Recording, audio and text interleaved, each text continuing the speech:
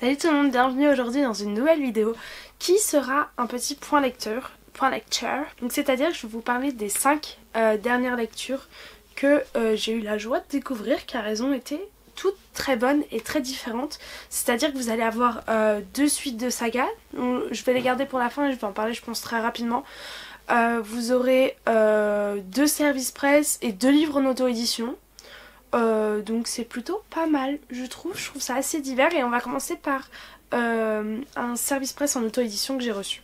Alors il s'agit de Réflexions intimes de Bonko Wagi Samba, musulmane, mauritanienne et française de Bonko Camara. Je vous ai présenté ce livre là dans mon dernier point lecture et en fait je vous racontais que Bonko Camara est la sœur d'un super ami à moi et elle a écrit son livre et elle avait très envie que je le découvre donc pour moi ça a été une joie d'accepter. Son livre est très très particulier, c'est une atmosphère qui va être assez difficile à décrire. Comme le dit le titre, on va suivre ses réflexions intimes, donc c'est-à-dire que c'est vraiment... Moi je pensais que ça allait être un peu comme un journal où on allait suivre le fil de ses pensées et tout, mais pas du tout. C'est vraiment, par exemple, voilà, au début vous allez avoir des thèmes comme ça et on va vous proposer... Enfin, par exemple, elle parle là des maladies, du miroir, les conflits internes, le karma, le pouvoir, aveugle, femme, drogue, riche ou pauvre. Vous voyez, il y a plein de sections comme ça de paragraphes et qui durent que 4 ou 5 lignes et elle parle de ça, mais ça la touche, je dirais pas, moi je pense que, en fait, c'est plus profond que ça, c'est... Elle donne son point de vue mais en le mettant un peu à la troisième personne et c'est assez impressionnant. Ça m'a pas mal fait penser au livre... Attendez, j'ai juste là... Pillow Thoughts de Courtney Peppernell où pareil là on va en fait voir... mais ça prend plus la forme de... ma fleur là toute pourrie. De poème un petit peu. Et elle, je trouve que c'est pareil. Je pense que... Au niveau de la mise en page, peut-être que ce serait intéressant de mettre sur chaque page un thème principal. Et j'ai adoré parce que j'ai adoré le fait que vous suiviez ces pensées sur des choses aussi simples que le smartphone par exemple, jusqu'à des choses comme ses parents, sa grand-mère, ce genre de choses qui sont plus personnelles. Et c'est vraiment très bien écrit. C'est un langage assez soutenu qui parfois, je veux dire, faut pas le lire à la plage en mode cool et tout. Non, non, c'est beaucoup plus, comment dire, ça demande plus de réflexion. Je vous le conseille vraiment beaucoup. Je pense que voilà, c'est important de soutenir des jeunes auteurs comme ça en plus. Son livre est disponible sur Amazon au prix de 9,99 €. Je vous mettrai le lien dans la description. Donc vraiment, n'hésitez pas. Je pense que c'est quelque chose qu'il faut découvrir parce que sa triculture, parce que sa triculture, c'est vraiment très intéressant. Le fait qu'elle soit voilà, musulmane, mauritanienne, française, elle a vécu dans plein de pays différents, elle nous raconte un petit peu ses peurs aussi, sa peur du noir, tout ça. Vraiment, et plein de choses, des qualités dans la vie qu'elle aimerait trouver chez les gens. Je sais pas, j'ai l'impression que je ressors de ce livre un petit peu plus grandi et je trouve ça très intéressant qu'une personne ait mis ses pensées comme ça par écrit parce que ça nous en apprend tous plus un petit peu sur la vie. Voilà. Ensuite je vais vous parler d'une super découverte, donc ce roman est probablement, je sais pas si c'est un coup de cœur mais en tout cas vraiment il sera dans mon top à la fin de l'année, j'en suis persuadée. Il s'agit de Iskari de Kristen Schiarelli, donc c'est le tome 1, Achat tueuse de dragons et c'est une épreuve de... c'est Gallimard qui me l'avait envoyé donc c'est un service presse, après vous le savez, ça vaut pareil pour le livre d'avant.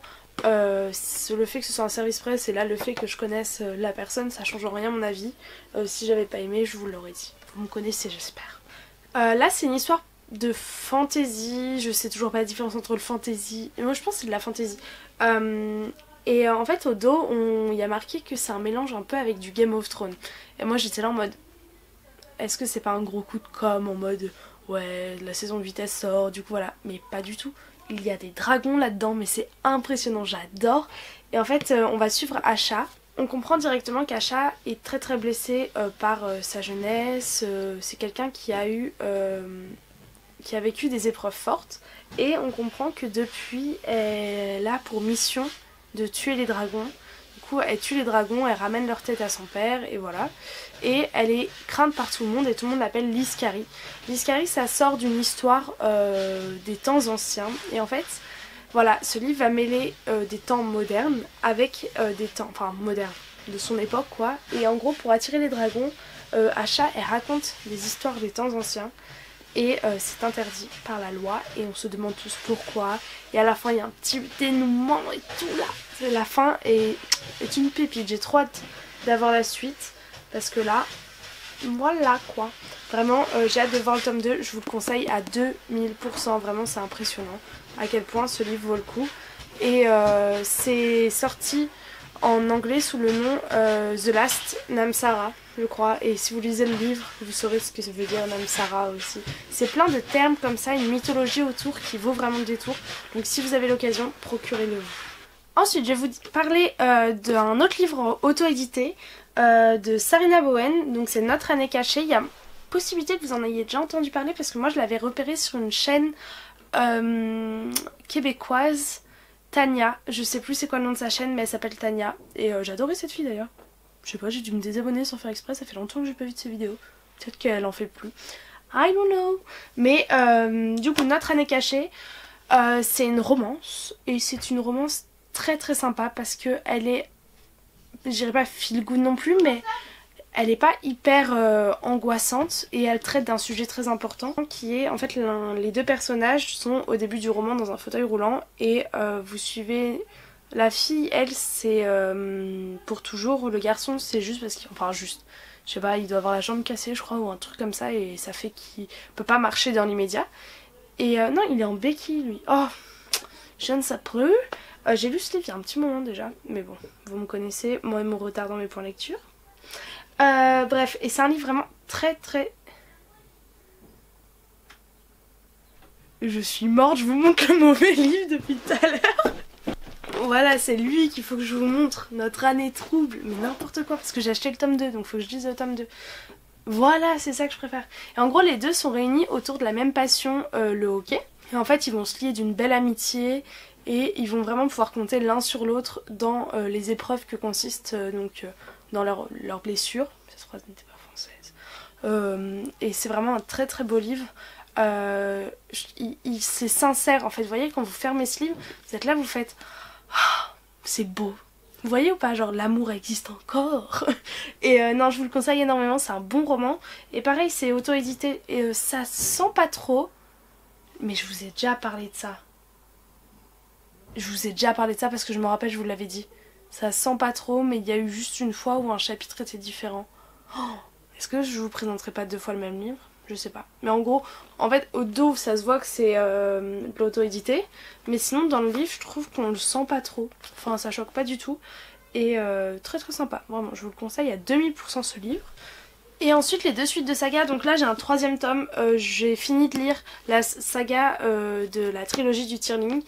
La fin, ce dénouement, mais oh mon dieu, j'avais envie de pleurer, mais en même temps j'avais pleuré de joie, de tristesse et tout. Oh là là, c'était horrible. Faut absolument que vous me disiez ce que vous avez pensé de cette fin. Parce que mon dieu, oh là là, je suis encore choquée. C'est un poids sur le cœur là, rien que d'y penser, donc bref. Anyway, je vais vous faire un point saga, focus sur la saga du Tearling très bientôt. Donc c'est pour ça, je m'étale pas trop là-dessus parce que vous allez en entendre parler. Et vous avez intérêt à cliquer sur cette vidéo parce que cette saga vaut tellement le coup. Même moi qui suis de base pas du tout fantasy comme ça, les grosses fantasy pures, les gros tomes et tout. Celui-là, mais celui-là, oh mon dieu. Et j'avais aussi lu le tome 1. C'est le tome 1 ça hein, que je le fasse pas 10 000 fois la même erreur. To All the Boy I've Loved Before de Jenny Han. Donc le film est sorti et je l'ai lu au moment du film je crois. Je l'ai lu après le film peut-être, je sais plus, mais j'ai beaucoup aimé. Pareil comme c'est un tome 1, je veux pas trop vous en parler vu que j'aimerais continuer le tome 2, j'en suis à la moitié je crois mais bon. Voilà, j'ai 10 000 lectures en cours en ce moment. Bref. Mais c'était très sympa. L'anglais est très accessible. Le film et le livre sont assez... comment dire logiques. Bien sûr, il y a des scènes qui manquent, mais ça enlève rien à la teneur du film qui est très sympa. Donc vraiment, Voilà, j'aime beaucoup le personnage de Lara Jean. Je trouve que elle peut nous ressembler énormément, vous voyez ou pas? C'est pas en mode la petite bibliothécaire qui un jour devient très sexy. Non, il y a plus de... Voilà, elle est timide, mais elle le sera toujours, mais en même temps elle est chou et tout, voilà. Bref, je vous conseille cette saga et en VO, elle est accessible. Je vais peut-être vous faire bientôt une vidéo sur la lecture VO, mon expérience, comment vous tentez et tout. J'en ai déjà fait une il y a un petit moment, mais j'ai encore des questions là-dessus. Et peut-être que je vous ferai une recommandation. Oh, je peux vous faire ça, un top 5 recommandations pour commencer la VO. Voilà. Bref, j'espère que ce point lecture vous aura plu. N'hésitez pas à me dire dans les commentaires si vous avez déjà lu ces livres. Et si vous en avez d'autres à me conseiller, des mêmes auteurs ou pas du tout, dans le même genre. Bref, tout ce que vous voulez, je serai ravie de les lire. Voilà, je vous fais plein de gros bisous et je vous dis à très bientôt. Ciao ciao.